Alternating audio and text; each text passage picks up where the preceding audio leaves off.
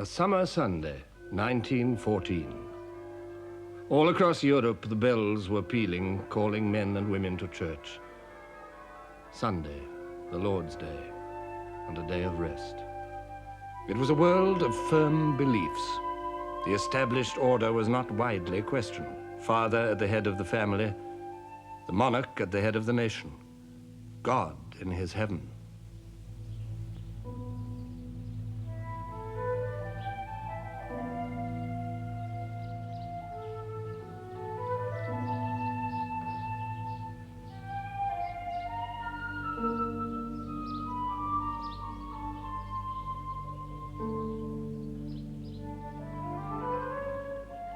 Sunday after church was a day of quiet pleasures. Little Donny daydream cried of Idaho, so now you know. And when you go, you'll see there's something on her mind. Don't think it's you, 'cause no one's gonna kiss that gal but me.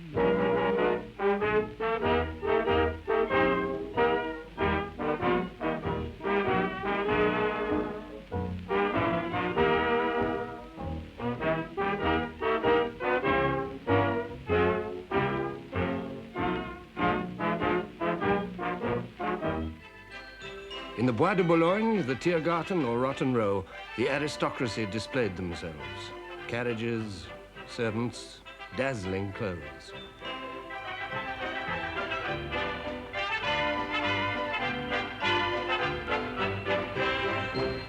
Material progress had marched swiftly in the peaceful decades before 1914.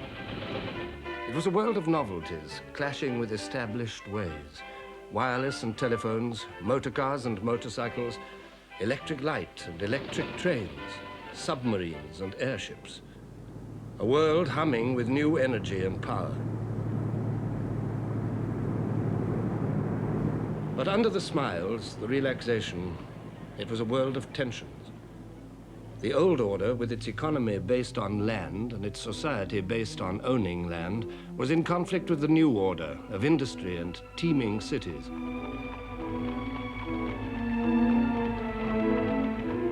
Industry had uprooted populations, expanded them beyond belief, tempted them, enriched them, and impoverished them.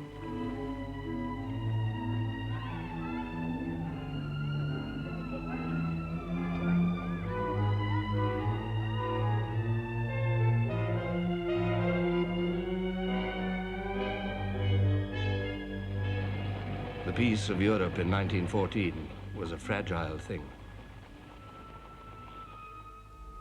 On the idle hill of summer, sleepy with the sound of streams, far I hear the steady drummer, drumming like a noise in dreams.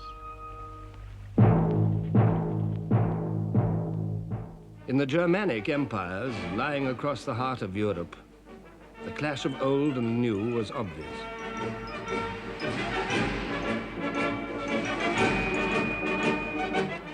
Under the leadership of Prussia, under Bismarck, the Iron Chancellor, Germany had emerged as a nation and as a world power. In 1871, her 39 separate states, after centuries of discord, had united at last. The kings of Saxony and Bavaria, the princes, dukes, and electors, Brunswick, Baden, Hanover, Mecklenburg, Württemberg, Oldenburg, all paid allegiance to the King of Prussia, the Kaiser. This unity fulfilled a deep wish in German hearts. It gave them a sense of destiny. Even the leadership of Prussia was better than insignificance, and with unity had come an extraordinary upsurge of energy and expansion.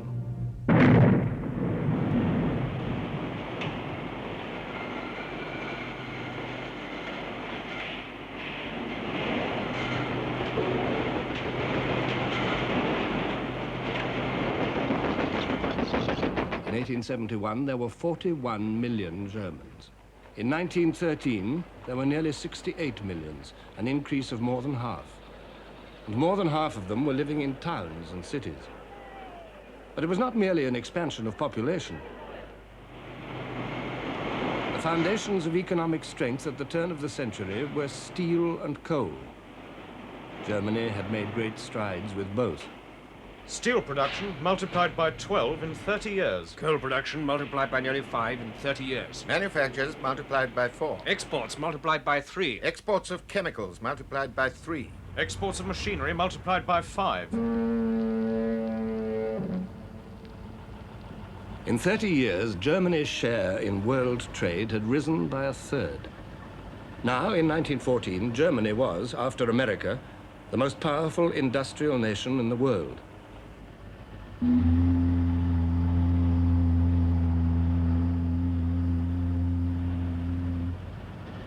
The epitome of her industrial might lay in the firm of Krupp.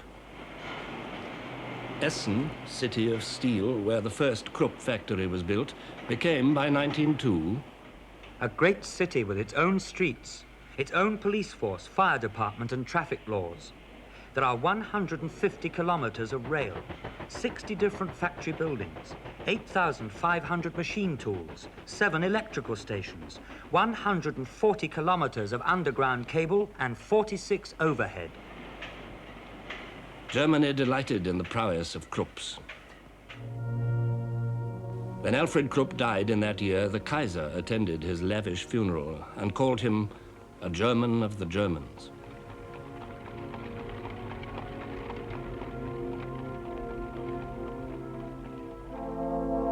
In 1914, the firm employed 80,000 workers. They lived in Krupp houses, their babies were delivered by Krupp doctors, their children educated in Krupp schools. They bought at Krupp stores, borrowed books from Krupp libraries, married in the Krupp church, and were buried in the Krupp cemetery. Under Bismarck, Germany had come closer than any other state to modern conceptions of social welfare. German workers enjoyed sickness, accident, and maternity benefits, canteens and changing rooms, and a national pension scheme, before these were even thought of in more liberal countries. Yet the life of the workers was hard. The steel mills operated a 12-hour day and an 80-hour week. Neither rest days nor holidays were guaranteed.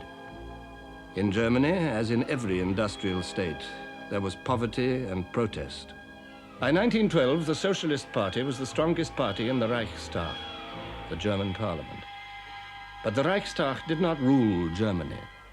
The Kaiser ruled Germany through officials whom he personally appointed. No one, says Sir Winston Churchill, should judge the Kaiser Wilhelm II without asking the question, what should I have done in his position? Imagine yourself brought up to believe that you were appointed by God to be the ruler of a mighty nation. Imagine succeeding in your 20s to the prizes of Bismarck's 3 victorious wars. Imagine feeling the magnificent German race bounding beneath you in ever-swelling numbers, strength, wealth, and ambition. And imagine on every side the thunderous tributes of the crowds and the skilled, unceasing flattery of the court. With this background, subjected to these pressures, trying to hide a left arm withered from birth, for 30 years, Wilhelm II had vexed and perturbed the peace of Europe, but always short of war. His first public utterance when he came to the throne was addressed not to the people, but to the army. We belong to each other, I and the army. We were born for each other and will indissolubly cleave to each other. I promise ever to bear in mind that from the world above, the eyes of my forefathers look down on me, and that I shall one day have to stand accountable to them for the glory and honor of the army. These were not empty words. The German Kaiser was also the King of Prussia, and it was precisely for the sake of Prussian strength that the other Germany, the Germany of the merchants, the industrialists, the musicians, the philosophers, had accepted her rule. The Prussian influence was seeping through the whole nation.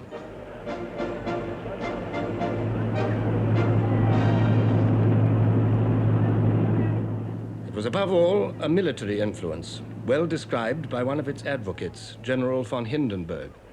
The army trained and strengthened that mighty organizing impulse which we found everywhere in the fatherland.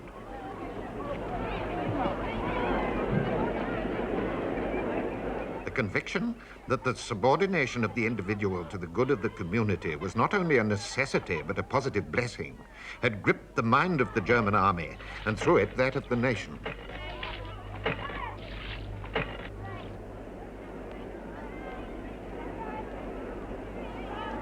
With Prussia as the core, the German Empire was the most powerful military organism in the world. And at its head, posturing, gesturing, stood the all-powerful Kaiser, challenging Europe. Without Germany, and without the German Kaiser, no great decisions must ever be taken. If this should happen, the position of Germany in the world would vanish forever. And I do not purpose that this should ever happen. To employ suitable, and if necessary, violent means ruthlessly is my duty, my fair privilege. Germany's neighbors watched her clamorous progress with alarm. The Republic of France uneasily remembered her overwhelming defeat at Germany's hands in 1870. Then the rich lands of Alsace and Lorraine had been torn from her. Patriotic Frenchmen bitterly resented the loss, and the bitterness was passed on to new generations. Think that the motherland is your second mother, that she weeps and suffers over the children they have torn from her bosom.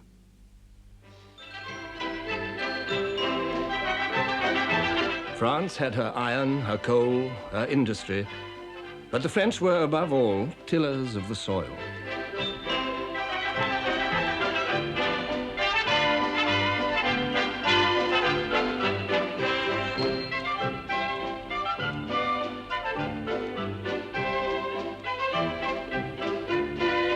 The produce of her fields and vineyards made France self-supporting. The French cared for good food. The specialities of each province acquired international fame. And while the ploughland and pastures of the provinces fed Paris, Paris itself fertilized not only France, but Europe too. The curiosity and enthusiasm of Parisians matched a period which seemed to produce new novelties every day.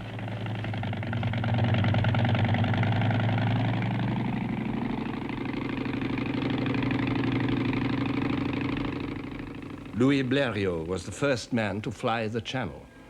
I began my flight steady and sure. I have no apprehension, no sensations, nothing. I am making at least 42 miles an hour, traveling at a height of 250 feet. Below me is the sea. There is nothing to be seen, neither France nor England. I am alone.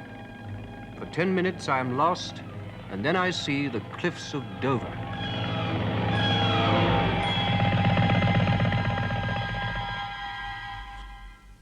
There were flying experiments of another kind, not so successful.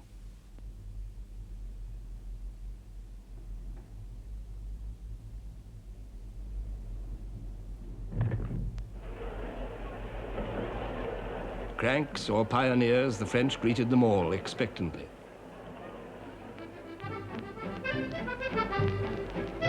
A moving pavement was displayed at the exhibition of 1900. Looking down from it, Paris was truly sovereign of cities, seemliest in sight. The wide, bustling boulevards, the cafes, the Louvre, storehouse of Europe's treasures, the imprisoned sunshine of the Impressionists, the acting of Sarah Bernard, the Moulin Rouge, and the legs of Mistinguett, dinner at Maxime's. Picasso and Matisse were painting. In her quiet laboratory, Madame Curie was discovering radium. Paris was the Mecca of the West. But Paris is not France. The glamour of Paris did not reflect the deepest truths about the French. It encouraged their optimism, but it concealed unrest and violent agitation among the industrial classes, who felt left out of a rising tide of prosperity. It concealed the backwardness of French industry in a world where this counted more and more. It concealed a declining birth rate in a world which paraded its millions. It concealed the canker at the heart of French politics, memory of the defeat of 1870, and fear of the rising might of Germany. Because of this memory and this fear, the army played a special part in the life of France. Shattered in 1870, it had made a remarkable recovery. It became a national army based on universal conscription. It schooled itself in colonial wars, but its eyes were fixed on the German frontier. In 1914, there was a socialist government. Anti-militarism, pacifism, and internationalism were being proclaimed with swelling voices. The delegates of the workers' organizations judge that wage earners obliged to go to war have this alternative only: either to take up weapons in order to menace other wage earners, or to take up battle against the common foe, capitalism. Anti-militarist and anti-patriotic propaganda must become ever more intense and audacious.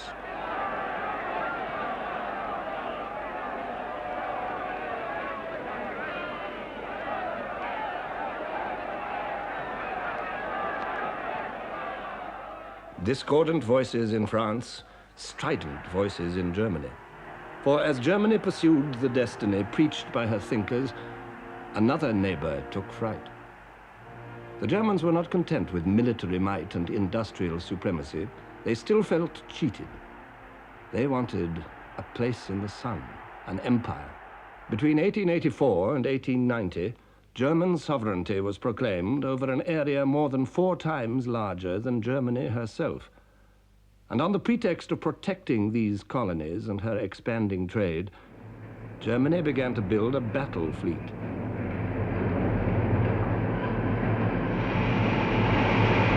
This was a threat that any British newspaper reader could understand. The sea served Britain in the office of a wall or as a moat defensive to a house against the envy of less happier lands. Now envy was reaching across the sea. Winston Churchill spoke for all Britain when he said, "Our naval power involved British existence. If our naval supremacy were to be impaired, the whole fortunes of our race and empire would perish and be swept utterly away." Britain awoke to the truths of the 20th century. Reality jarred against the romantic image of merry England. Yet the image lived on, reinforced by the royal family in its role of country squire.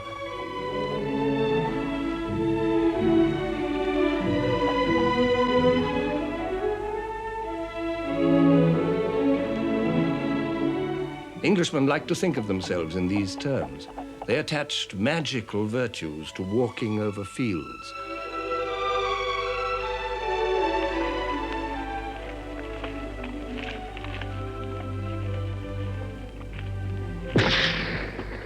They also found virtue in royal pageantry, jubilees, coronations, state openings, funerals. The funeral of King Edward VII in 1910 provided a last glimpse of royal Europe in all its panoply.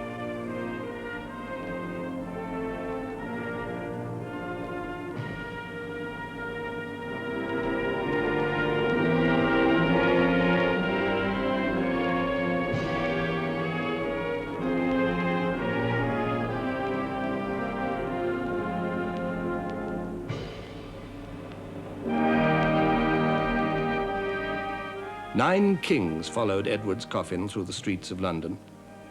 King George V, his successor, the Kaiser, his nephew, the King of Belgium, the King of Spain, the kings of Portugal, Denmark, Bulgaria, Norway, and Greece. The watching, awe-struck crowds were reminded that Britain was the center of an empire on which the sun never set.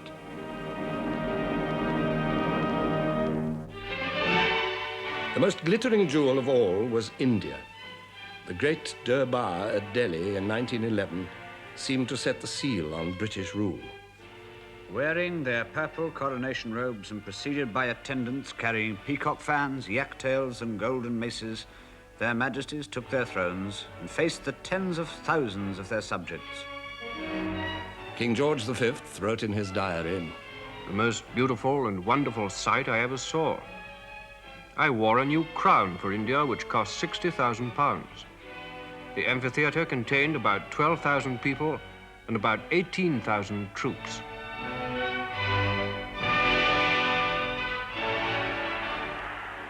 "119 princes and maharajas bowed and retracted in a ceremony which lasted a full hour. The Delhi Durbar affirmed the bond between the King Emperor and more than 300 million Indian subjects. Africans, too, were subjects of the British Crown.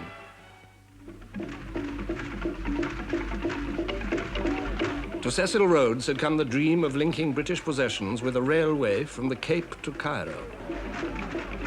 The almost unbroken pink up the map of Africa showed the dream well on the way to realization. And there were the white dominions, Canada, Australia, and New Zealand. These were the lands where men of British stock had driven down new routes, creating British populations in far distant places, half as numerous as the Britons who stayed at home.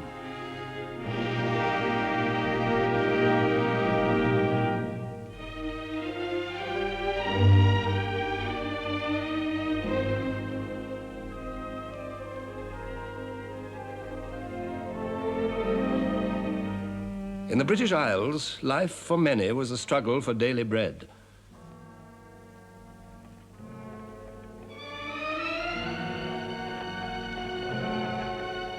The national wealth of the country in 1914 has been computed at £14,300 million. But in the black deserts of Britain's industrial towns, working class families could not afford decent clothes or enough to eat. In London at the turn of the century, 30.7% of the population were living below the poverty line. In York, 28% existed on a diet less generous than that of the workhouse. Small wonder that the Chancellor of the Exchequer, Lloyd George, wrote, "Our working populations, crushed into dingy and mean streets, with no assurance that they would not be deprived of their daily bread by ill health or trade fluctuations, were becoming sullen with discontent." As in Germany and in France, the workers turned to socialism. The Labour Party was born. But 40 Labour MPs could not provide a remedy. Only through the rapidly growing trade union movement could the workers assert their demands. In 1911 and 1912, Britain was swept by a wave of strikes more complete and embittered than any yet seen. The trade union leader, Ben Tillett, said, "It was a great upsurge of elemental forces. It seemed as if the dispossessed and disinherited classes were all simultaneously moved to assert their claims upon society."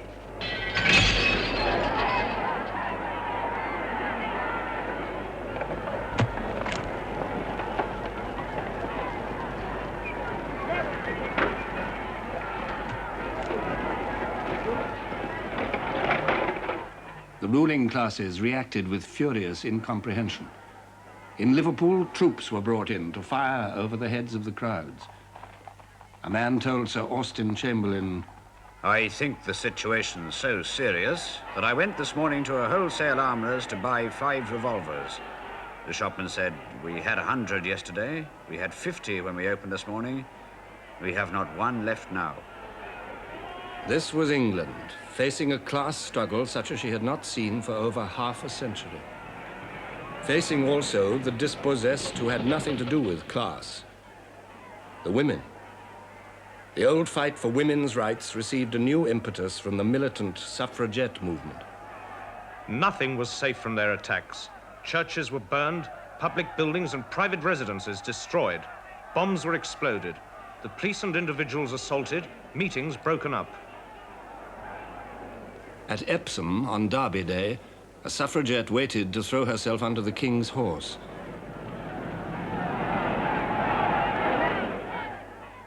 She died of her injuries. Workers and women. There were others, too, whose discontents were coming to a head. Southern Ireland was clamoring for home rule. Her spokesman was Eamon de Valera. The militarist power which has kept Ireland within its grasp for centuries can never be persuaded to let go. If liberty is not entire, it is not liberty. The Irish struggle brought Britain to the very edge of civil war. Poverty and envy, riches and arrogance, ambition and frustration, doubt and demand. These were the tensions of every industrial state. And to them were added the tensions between states themselves. In Britain, alarm grew with the growth of the German fleet just across the water. Public opinion, disunited on almost everything else, was united on the need for battleships. Each launching, whether in Barrow or in Bremen, drove Britain and Germany further and further apart. Even men as sympathetic towards Germany as Lord Haldane could say, peace was to be preserved, but preserved on what terms? On the terms that the German was so strong by land and sea that he could swagger down the high street of the world, making his will prevail at every turn? In 1908, Lloyd George met the German ambassador.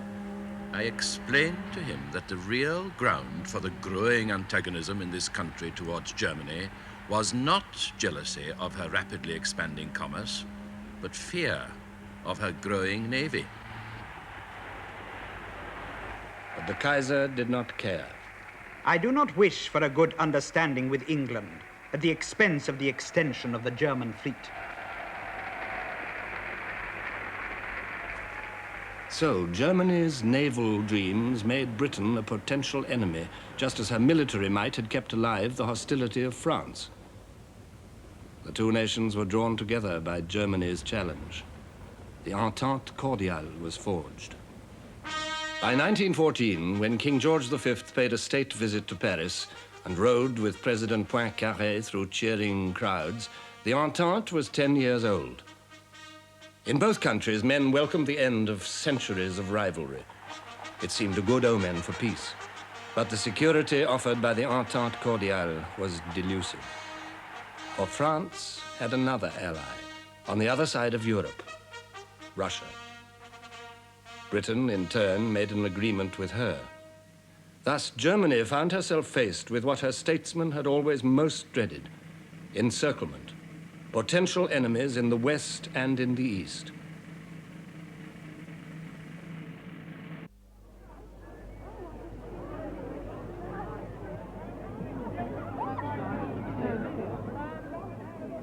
In the summer of 1914, it was not Britain, nor France, nor Russia which held the real threat to the peace of Europe. The real threat lay in the alliance of Germany's making, her alliance with Austria. This was a shackle linking the swelling vigor of Germany to the irresponsible policies of an old, decaying empire. Bismarck foresaw the danger. I shall not live to see the Great War, but you will see it, and it will start in the East. For centuries, Austria had been the leading German state, Europe's shield against the East. By 1914, her empire was an anachronism, whose fatal ambitions died hard. At the head of this ancient realm stood the Emperor Franz Joseph, 84 years old. He had reigned in Vienna since 1848, Europe's year of revolutions, when the Austrian Empire had come near to collapse. Franz Joseph held it together by a mixture of compromise and repression, but nothing could disguise its decrepitude. Lord Lansdowne wrote, "To human calculation, the Habsburg Empire cannot survive the decease of the Emperor Franz Joseph." The anachronism lingered on, upheld by this old man. Its ceremonies, its displays, its brilliant uniforms, the rigid protocol of the imperial court, the high-sounding titles, the wit, the music, the culture of Vienna, all belonged to a past which was becoming ever more at odds with the present. For this empire was not merely Austrian. It was, in the first place, a dual monarchy. The Austrians shared power with the Hungarians, who kept their own parliament and their own laws. Austrians and Hungarians together ruled over a mixture of peoples. Italians, Poles, Czechs, Ruthenians, Slovaks, Slovenes, Serbs. Nearly half of Franz Josef's subjects were Slavs, who viewed their masters with sullen hatred and yearned for liberation. They looked for aid outside the Austrian Empire to the free Slav countries, the rising kingdom of Serbia and the Russian Empire, protector of Slavs everywhere. Tribal memories and tribal fears agitated all these people whose borders stretched to Europe's edge. Russia would stand by the Slavs. Against Russia, Austria would need strong help. Germany had promised that help. Whatever comes from the Vienna Foreign Office is a command from me. Yet there were those in Germany who felt misgivings. In 1914, the German ambassador in Vienna said, I constantly wonder whether it really pays to bind ourselves too tightly to this phantasm of a state that is cracking in all directions. But the Austro-German alliance was a fact, leading to inescapable conclusions. In 1914, the Kaiser noted, As a soldier, I have no doubt, on the basis of information reaching me, that Russia is systematically preparing for war against us. And I frame my policy on that assumption.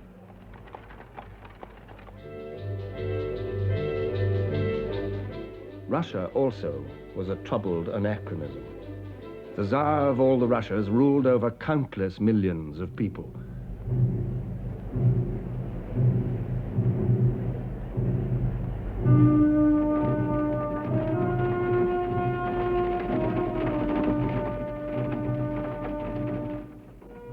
More than 130 millions of them had been counted in the census of 1897. How many more were contained in the deep hinterlands of the Russian Empire, none could say. This was the largest state in the world, a sprawling giant. Communications across it were primitive and difficult. During the thaw, almost impossible. A British diplomat wrote, No one can have the slightest idea what the country tracks in Russia are like during the spring and winter. It took me 16 days to traverse 80 miles. Over these limitless distances, the Romanov dynasty, in the person of Nicholas II, emperor and autocrat, ruled absolutely. In 1895, answering a demand for more representative government, the Tsar said, Let all know that in devoting all my strength to the people's well-being, I shall preserve the principle of autocracy as firmly and as undeviatingly as did my father.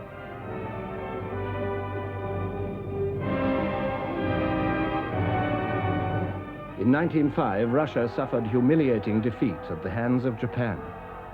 The very foundations of Tsarism were shaken. The peasants, the vast, illiterate masses of Russian people, living on a chancy borderline of famine and ruin, rose in revolution. They found allies in the growing industrial proletariat. But the 1905 revolution was bloodily crushed. In 1906, the principle of autocracy was restated by the Imperial Council more firmly than ever. To the Emperor of all the Russias belongs supreme autocratic power. Submission to his power, not from fear only, but as a matter of conscience, is commanded by God himself. With this imperious rejection of democracy, the regime recklessly tightened the tensions, exasperated the feelings, and embittered the thoughts of the people. There were riots and strikes. A strike in the Lena goldfields was ruthlessly suppressed.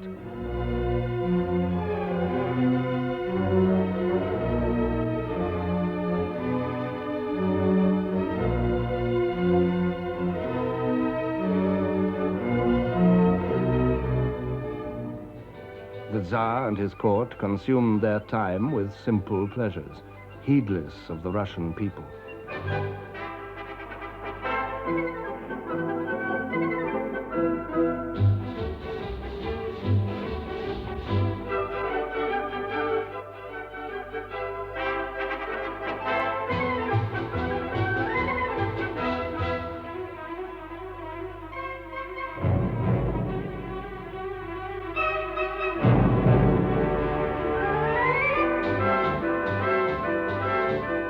Interior tensions were coming to the boil in this pious, passionate, intensely patriotic nation.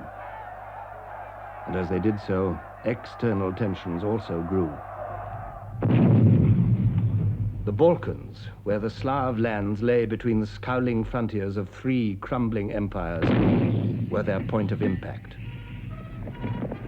In 1908, Austria, with outdated ambitions, annexed the Slav territories of Bosnia and Herzegovina on the borders of Serbia. Russia, still weak after defeat by Japan in 1905, let that pass. Then in 1912, the small Balkan kingdoms joined together to inflict a crushing defeat on the Turkish Empire. But they quarreled among themselves. Out of the Balkan Wars of 1912 and 1913, Serbia emerged as the strongest of the Balkan states, an inspiration for all Slavs. Austria watched her inconvenient progress with a jealous, calculating eye. The British ambassador in Vienna reported in 1913, Relations between Austria and Russia are growing worse day by day. Serbia will one day set Europe by the ears and bring about universal war. The French president, Poincaré, came to a similar conclusion. Whatever be the issue, small or great, which may arise in the future between Russia and Germany, it will not pass by like the last. It will be war. In Austria, the issue was clear.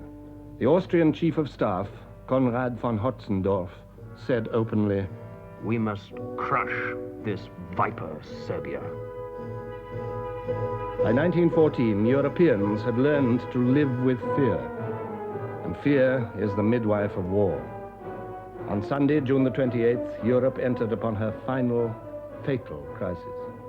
The Archduke Franz Ferdinand, heir to the Austrian throne, and his wife were visiting Sarajevo, capital of the recently annexed province of Bosnia. From Serbia, just across the border, a group of Slav terrorists had also come to Sarajevo, pledged to kill Franz Ferdinand. As the Archduke and his wife took their departure, one of these terrorists, a Slav schoolboy called Gavrilo Princip, fired 2 pistol shots. They hit Franz Ferdinand and his wife. A quarter of an hour later, both were dead. The peace of Europe died with them.